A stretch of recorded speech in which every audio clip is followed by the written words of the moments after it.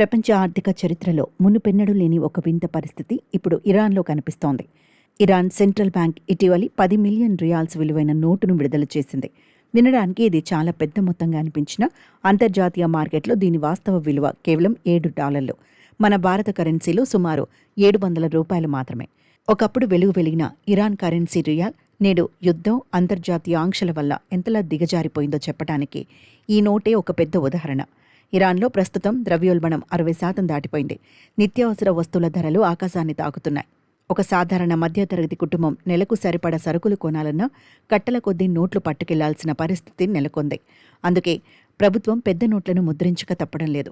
ఇటీవలే 5 మిలియన్ల నోటు రాగా ఇప్పుడు ఏకంగా $1,00,00,000 నోటును మార్కెట్లోకి తెచ్చారు.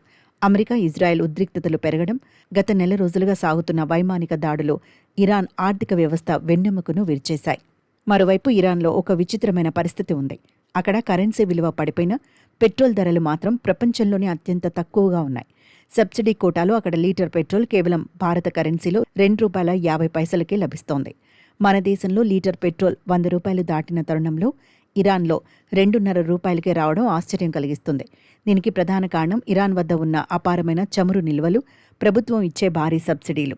అయితే ఈ సబ్సిడీలు ఇవ్వటం వల్ల ప్రభుత్వంపై ఆర్థిక భారం పెరిగి దేశ ఖజానా ఖాళీ అవుతోంది. గత 1 నెలగా సాగుతున్న యుద్ధం ఇరాన్లోని పారిశ్రామిక రంగాన్ని అతలాకుతలం చేసింది. ఇప్పటికే 2 ప్రధాన స్టీల్ ప్లాంట్లు ధ్వంసం కాగా చమురు క్షేత్రాలపై దాడులు జరుగుతున్నాయి. యుద్ధం వల్ల రోజుకు బిలియన్ల కొద్దీ డాలర్ల నష్టం వాటిల్లుతోంది. ప్రజలు ప్రాణాలు కాపాడుకోవడానికి వలస వెళుతుంటే మరోవైపు కరెన్సీ విలువ పడిపోవడంతో వారి పొదుపు మొత్తం ఆవిరైపోతోంది. బ్యాంకుల్లో కోట్లు ఉన్నా వాటితో కనీసం ఒక వారానికి సరిపడా ఆహారం కూడా కొనలేని పరిస్థితి చాలా కుటుంబాల్లో నెలకొంది. భారతదేశంతో పోలిస్తే ఇరాన్ ఆర్థిక పరిస్థితి అత్యంత దారుణంగా ఉంది. ఇండియాలో 500 నోటు విలువైనదిగా భావిస్తే ఇరాన్లో $1,00,00,000 నోటు కూడా సాధారణ ఖర్చులకే సరిపోతుంది. అక్కడ $1 కొనాలంటే దాదాపు 15 లక్షల రియాల్స్ చెల్లించాల్సి వస్తోంది. యుద్ధం వల్ల సరఫరా గొలుసు దెబ్బతిని ఆహార పదార్థాల కొరత ఏర్పడటంతో బ్లాక్ మార్కెట్ రాజ్యమేలుతోంది.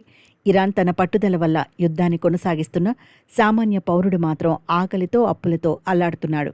యుద్ధం కేవలం సైనికులకే పరిమితం కాదు. అది దేశ ఆర్థిక వ్యవస్థను, సామాన్యుడి బ్రతుకును ఎలా చిన్నాభిన్నం చేస్తుందో ఇక్కడి పరిస్థితులు చూస్తే అర్థమవుతుంది. శాంతి చర్చలు సఫలమై ఆంక్షలు తొలగితే తప్ప ఇరాన్ రియాల్ మళ్లీ కోలుకోవడం అసాధ్యం.